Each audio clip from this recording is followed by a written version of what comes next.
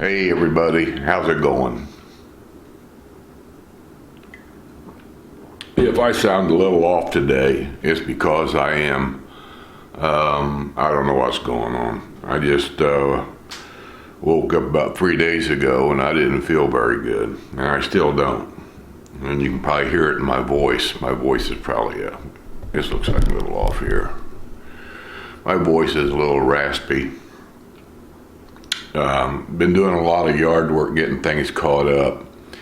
By the way, I hope you guys enjoyed that video. I think it was Monday. It's been 5 years since we've moved into the village of Hillsboro. In my section of Hillsboro, and there's several sections of it. And most of us are still here. Most of us still do the same activities we did 5 years ago. And all the different clubs and all the different activities that our neighborhood started as a neighborhood activity. It's not a village's activity, it's a neighborhood activity. People seem to get these things mixed up. Like Women's Card Day, Sue's at Card Day today. Today is Monday, by the way, and I'm cutting Friday video because I'm trying to get ahead a little bit so I can lay down for a couple, 3 days, whatever I got to do. And I just want to, it's like when you don't feel good. All I want to do is just lay down and watch TV and take a lot of naps. But anyway, she's at Card Day today, and that's been going on for many years. They still have the ladies' luncheon, and that's been going on for a long time. Sue started that. I started the Wednesday golf thing for executive golf courses, which has expanded to other stuff now. It's called the Hillsboro Men's Golf Outing.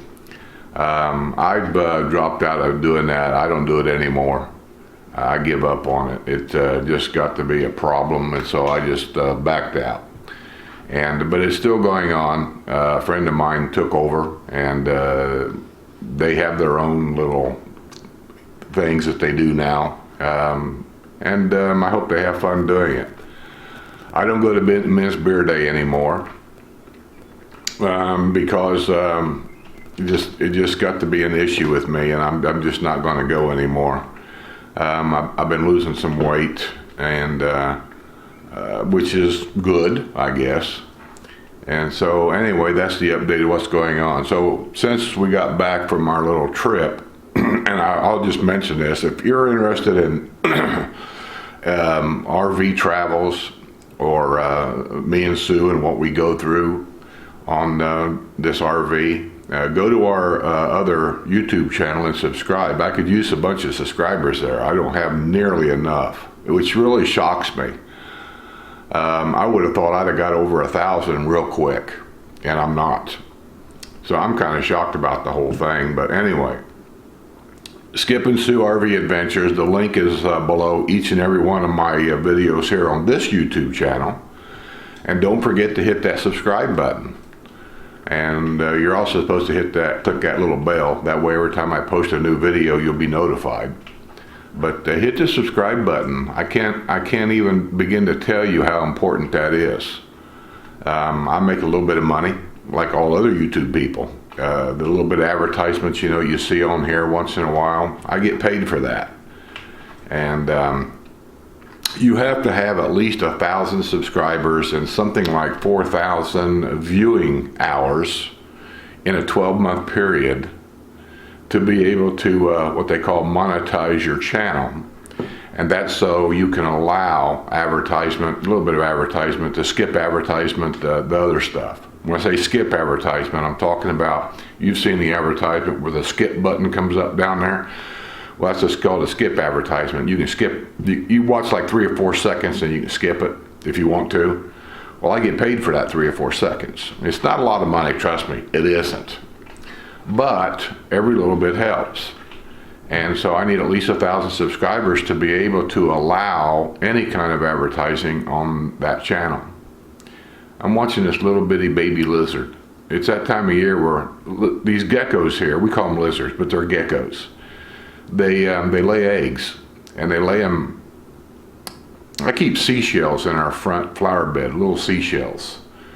and they'll go inside that seashell, and I think they'll lay eggs up in there, because every year there's always a handle that seashell, and they chase everybody away. Now I'm seeing little baby lizards running around in my flower bed, and it's just kind of nice to see. I'm not used to that being from the north. I like it. I always have. But anyway, a lot of the videos on Monday, the 5-year anniversary kind of picture thing that I came up with. Here's a hat. Oh, they delivered my coffee. I got this coffee bean that I get for my espresso machine that I literally just fell in love with. And you can't buy this coffee bean like nowhere. I've been to all the different stores, even the coffee stores around here that specialize in coffee beans and stuff like that. And they know what I'm talking about when I ask for it. But it's called Lavazza Super Crema. And it's an Italian coffee, I believe.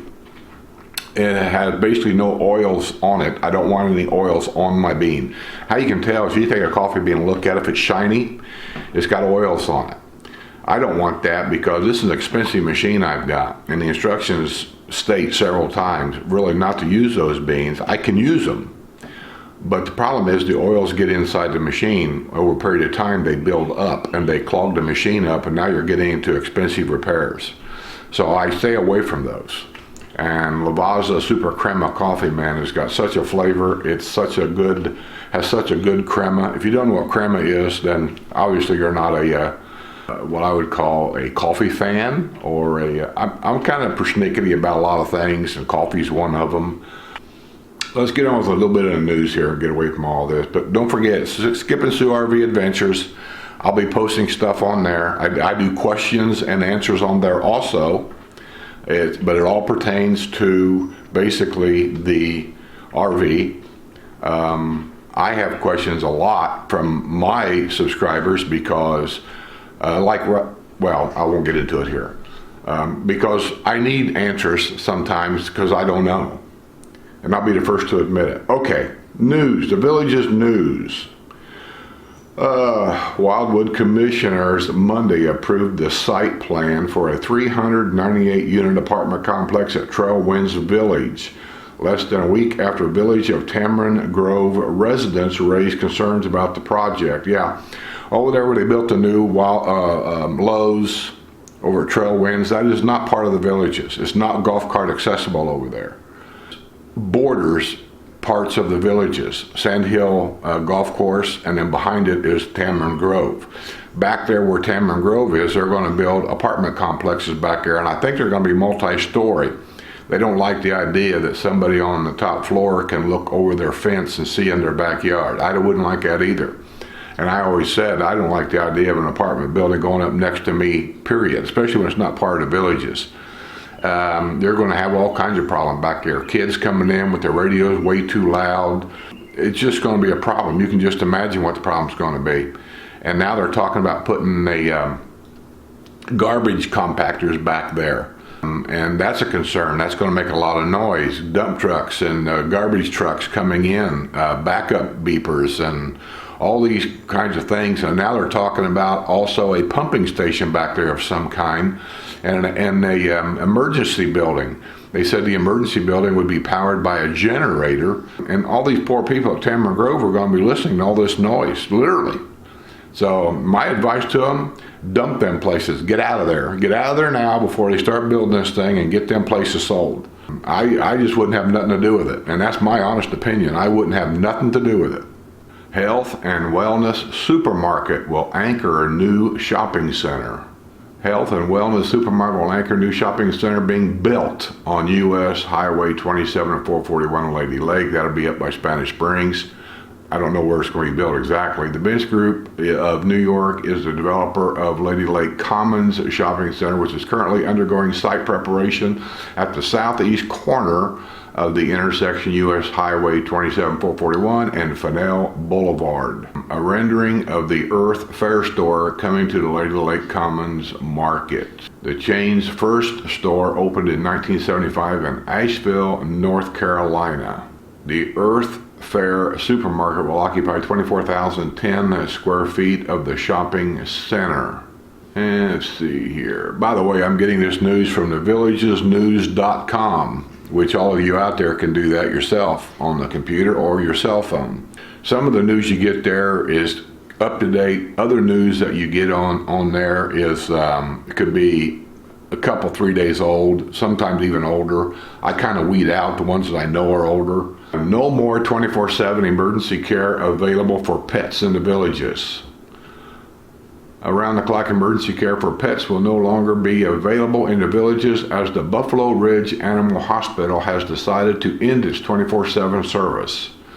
The animal hospital has announced the change will be effective as of Saturday, June 15th. We are suffering from a nationwide shortage in ER veterinarians. And due to recent staffing changes, we have found ourselves unable to cover all the necessary shifts. That's too bad, because we took our dog Maggie. I don't know if you guys remember Maggie or not. She was a great dog. We had to take her there several times for emergencies. Now it's gone. So I know how pet owners feel when they don't have a place to take their pet. Villagers voiced displeasure about access cutoff to ad hoc dog park. Well, I don't think it is a dog park. You just kind of made it one, right? Am I thinking correct here? Villagers lined up at the podium Wednesday morning to give an earful to the Amenity Authority Committee about their unhappiness over the loss of an ad hoc dog park behind the Rio Grande family pool. That's right. That's not a dog park. You guys just found a big empty field and thought we'll just turn our dogs loose, and you got by with it for a long time. But it's not a dog park. If that area, the area I'm thinking of, I believe that's a flood area. The expansion of the air gun range behind the Rio Grande family pool includes a plan to fence off access to acreage that has been used for years as a place to allow dogs to run free.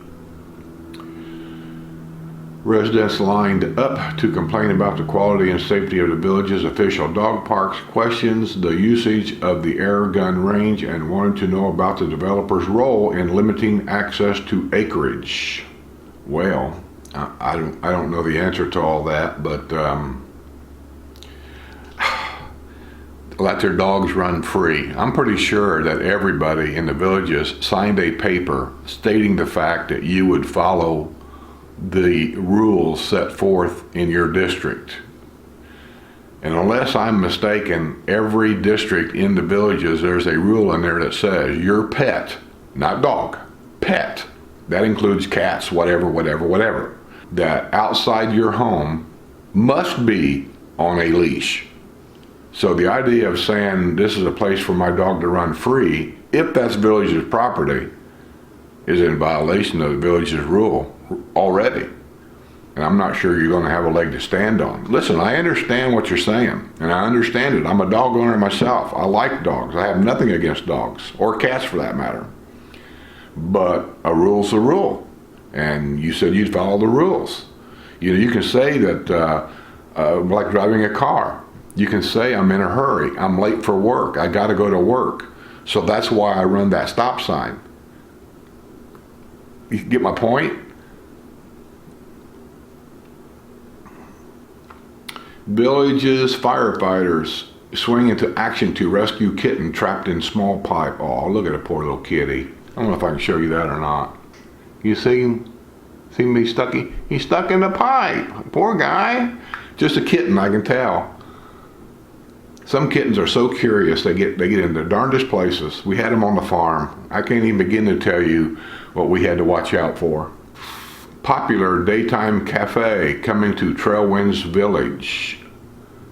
That's probably that. It's called First Responders Restaurant, something like that. I've been to it. Oh, First Watch Cafe is among the new businesses planned for Trailwinds north of County Road 466A across from Pinellas Plaza. So it's in there where you'll find Lowe's and all that. That's all Trailwinds. The First Watch restaurant that I've been to, which is up by Spanish Springs up there, it's basically breakfast. I don't know if they serve a lunch or not. If they have, I've never been there for lunch, but I have been there for breakfast. Very popular place to go.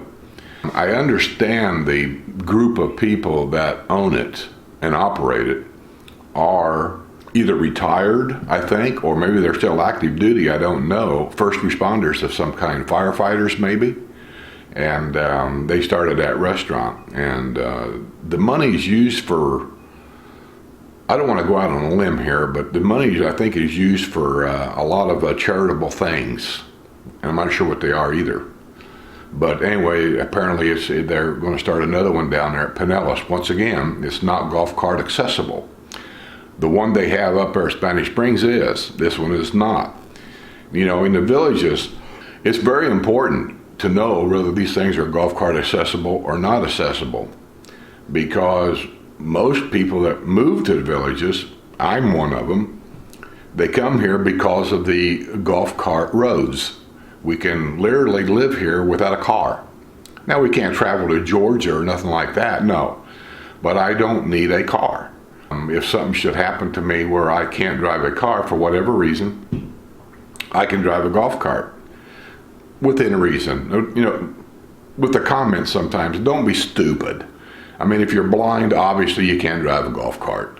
And I'm going to get something that says something like that. But what I'm saying is, let's say, I don't know, let's say that I have a stroke. And part of my, you hear that buzzing? My subscribers, I know I got enough subscribers now that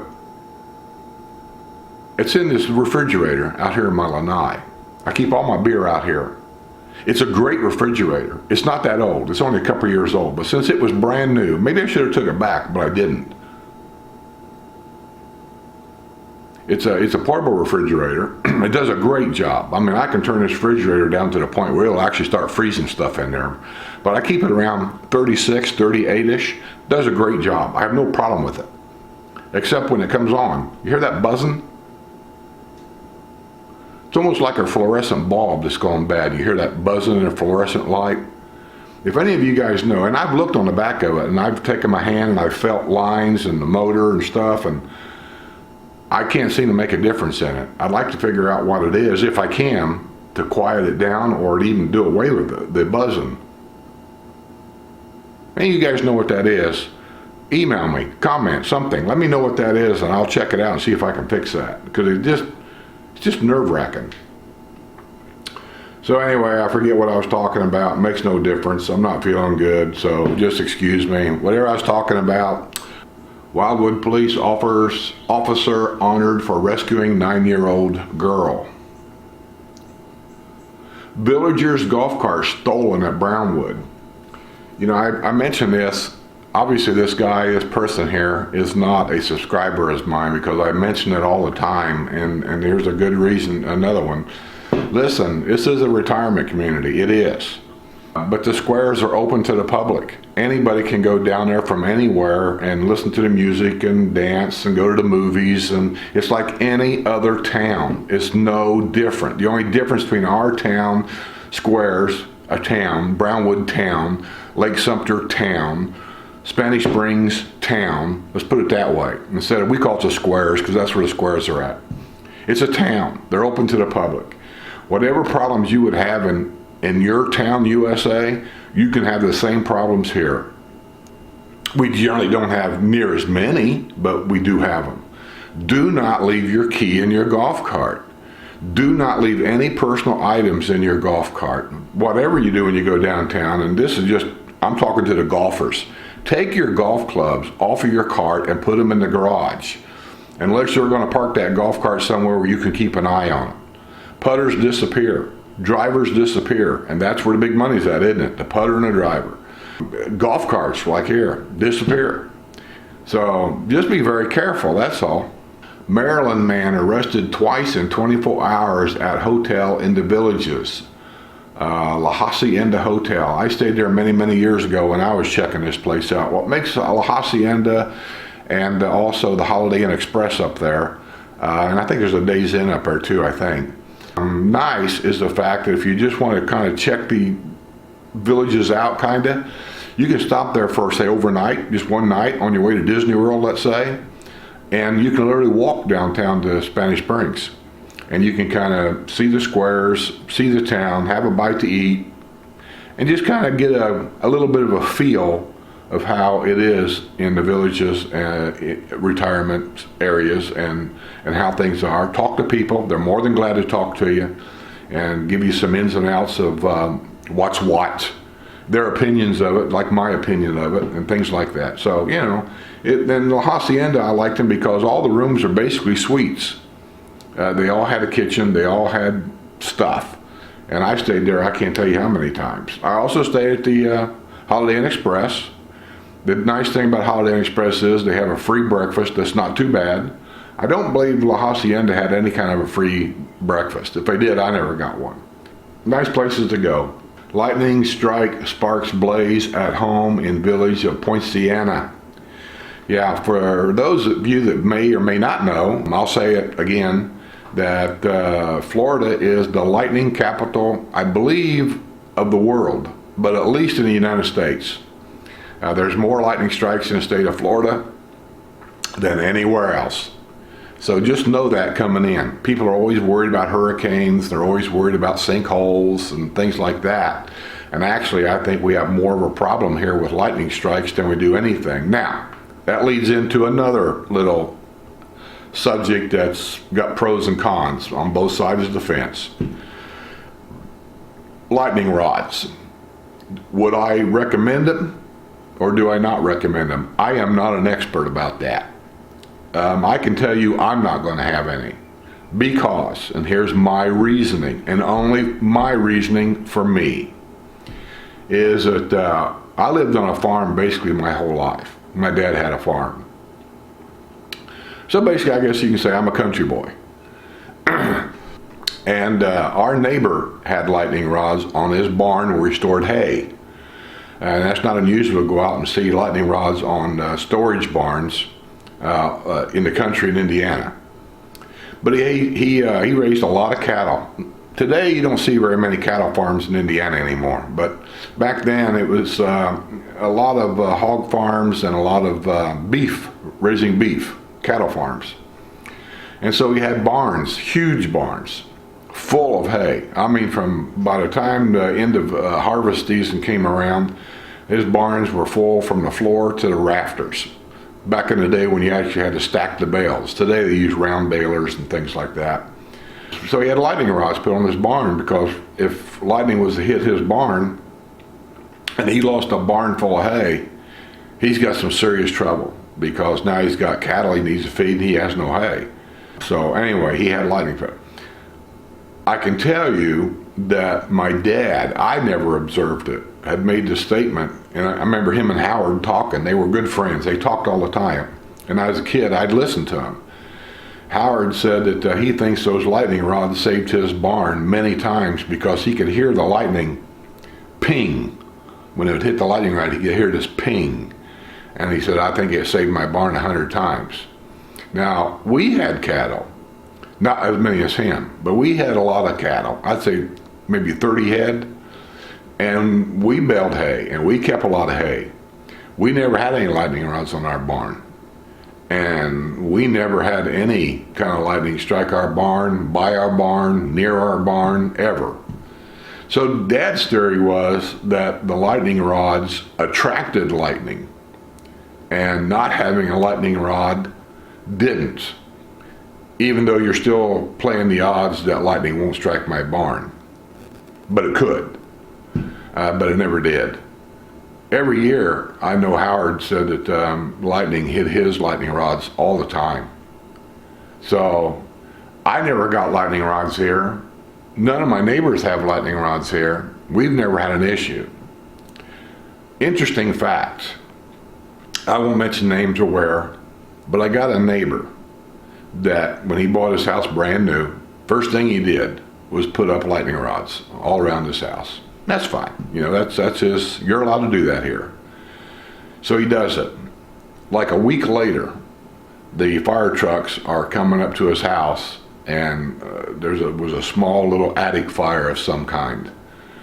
And apparently lightning struck the lightning rod or part of the lightning rod or something, and then it was close enough or the lightning strike was heavy enough to where it actually burnt out or burnt part of his fuse box. You know, where they have the relays, circuit breakers in there. So he had to have part of that replaced. So it was like $500, I think. The house was under warranty, but it's not under warranty for lightning strikes or parts of nature. It doesn't do that. So he had to pay that out of his pocket because his insurance on the house also, which covered, you know, lightning strikes and things, it was $500 deductible. So his bill was $500. So he ends up paying for it. So I don't want to defer somebody. I always say this: do whatever makes you sleep at night. If having lightning rods makes you sleep well at night, then that's what you need to do. Villages, a cyclist hit by car on U.S. Highway 27-441, making speedy recovery. Common sense, man, common sense. I'm gonna tell you what. I don't have anything against cyclists, bicycle riders, whatever you want to call them. 27 and 441 is a madhouse up there. It's nuts. It's crazy. The traffic is crazy. Why would anybody with common sense be out on a highway, a dual lane highway, with a bicycle? Sorry, but I just think that's asinine. You got hundreds and hundreds of miles of bicycle trails right here in the villages, and you're on 27 and 441. Sorry. Indirect lightning strikes a danger to a home's appliances and electronics. Yeah, we all know that. Daryl's Diner owner on witness list in case of employee charged with theft. That looks like the Daryl's Diner. It's over at Pinellas Plaza. Let me show you that. See it right there? Well, it's not focusing. There we go. I've been over there. By the way, this doesn't influence me at all. Daryl's Diner, in my opinion, has some of the best breakfast anywhere in the villages. Now, granted, I go to one over by Wildwood when I go to the motorhome and do work or whatever, and that's my favorite Daryl's. It just is. I like it. There's no waiting for a seat. You don't see the stupid sign saying wait till you're seated. You just go in, you find an empty table, whatever, you sit down, they take care of you. Service is great. I've never had a problem there. I like that one, and I'll continue to go there, you know, as much as I can. CDD supervisor speaks out on possible acquisition of country club. That has to be the one at their Hacienda Hills Country Club. Developer has decided that he don't want that building anymore. He wants to keep the golf course and clubhouse, but he wants to sell the restaurant or the building and everything. So we'll see how that turns out. A Community Development District 2 supervisor is speaking out on a possible acquisition of the Hacienda Hills Country Club by the Amenity Authority Community. Supervisor Brian Lifsey will present a position paper on the controversial topic when the CDD2 Board of Supervisors meets at 9:30 a.m. Friday, June 14th at the district office at Lake Sumter Landing. A developer in April offered the Amenity Authority Committee a chance to acquire the country club, which has closed its doors. In May, the AAC heard from a packed house who vehemently opposed any purchase of the country club, which has been offered as an opportunity from the developer.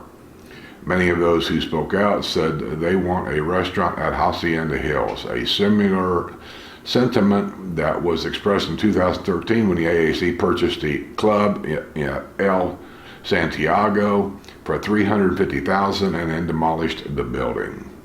Well, there's a difference there. Now, let's not get carried away. You got to compare apples to apples, not apples to oranges. That place over there at El Santiago was not a country club to start with. It was just a restaurant that was allowed there for many years. And I never understood that part of being tore down. I'll go along with that. They bought it for $350,000. That's what the developer wanted it, so they bought it, and then they tore it down. Or maybe the developer did. Anyway, somebody bought it, they tore it down, and then they built the beautiful country club they got there now. I shouldn't say country club, rec center. They got a beautiful rec center that they didn't have before, but they don't have the local restaurant. And I used to rent a house over there. And I'll tell you what, that little restaurant right there around the corner for Santiago area, especially by all them executive courses there. That was nice. I liked it. I really did. You could sit out back, have a beer and a burger, and watch the guys play golf, and it was nice. I miss it too. But you can't compare that to a country club. I mean, that's like comparing McDonald's to, I don't know, Olive Garden. It ain't the same at all. So, it's not the same. I mean, I don't think anybody would tear that country club down, Hacienda. I don't want to go out on a limb and say that they definitely would not. Anything's possible, I suppose, when you got enough money. But that's a nice place. Unless there's really some problems with the building that I've never seen. We'll see. We will see, as the saying goes. All right, let's get out of here. I've read enough news.